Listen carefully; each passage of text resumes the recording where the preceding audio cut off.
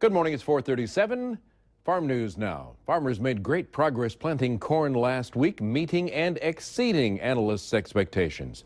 55% of the U.S. crop is in the ground. 38% is average.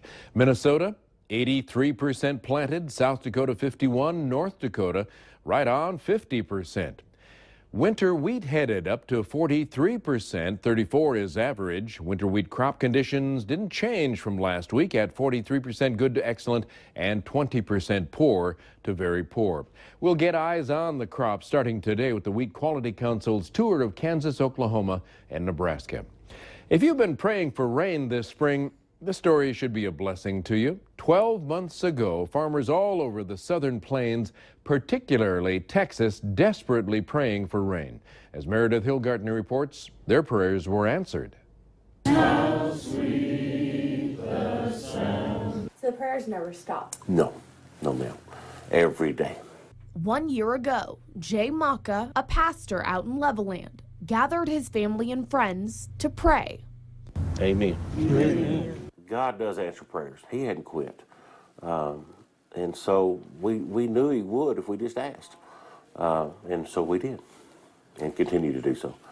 Maka, like many other groups in West Texas, was praying for rain, desperate after years of drought threatened to dry up crops. The drought had pretty much got us to a point where we had all humbled ourselves, and the scripture says to humble ourselves and pray. And so that's what we did. We got together and we prayed. Less than 3 weeks later, the rain came, and that blessing continued in 2015. We got the rain. The Ogallala Aquifer began rising. We did get to shut our wells off. Lubbock is on track with its yearly rainfall average, which doesn't seem like a big deal, except that the last few years we were under average. But with one problem solved, another appeared. Mother Nature was back on our side again, and Yes. yet the economy wasn't. The economy got us. The thing that hurt our farmers last year was the price just dropped dramatically. But Maka says he has faith that God will continue to provide. We're praying for a good price for our cotton, our corn, and our milo. God seems to be blessing us with the rain, and so now we're just asking him to fix the economy. And we wish him lots of luck on that project. Drone technology in agriculture hot last year, but over the winter froze in place as the Federal Aviation Administration announced they must go through a rulemaking process.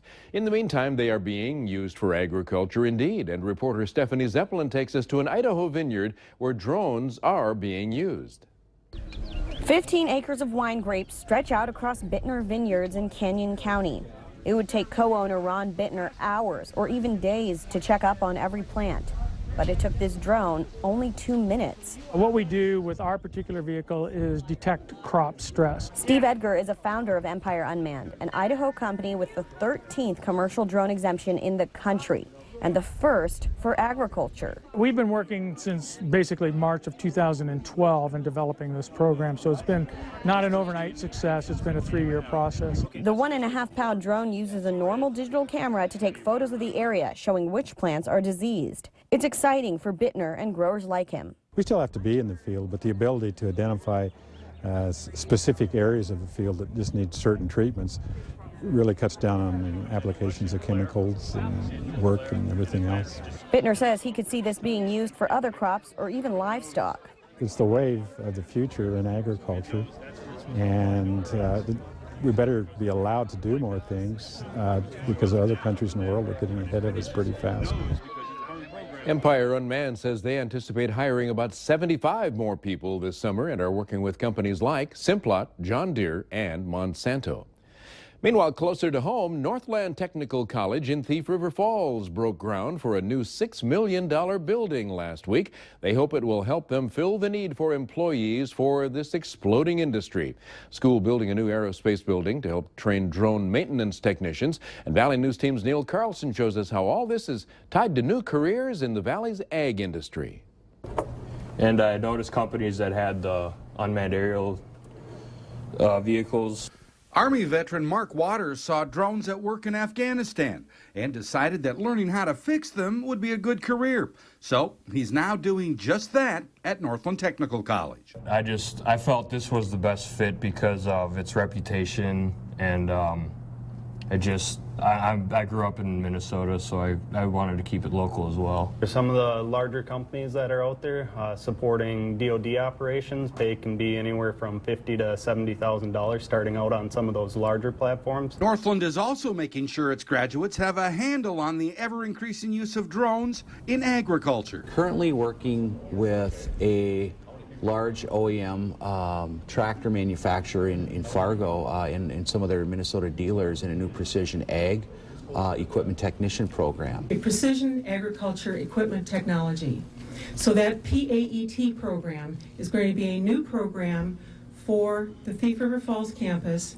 It will bring us into the modern age of agriculture, and it will be followed by other agricultural programming that will really expand our reach. From Thief River Falls, Neil Carlson, Valley News Live.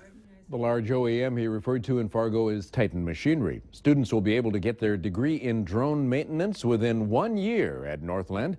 Starting salaries in those positions, $50,000 to $70,000 a year. That's our farm news this morning. It's 4:43. Right after the break, we'll take a look at where it's raining and where it's coming from and how much we'll get coming up in the next couple of days.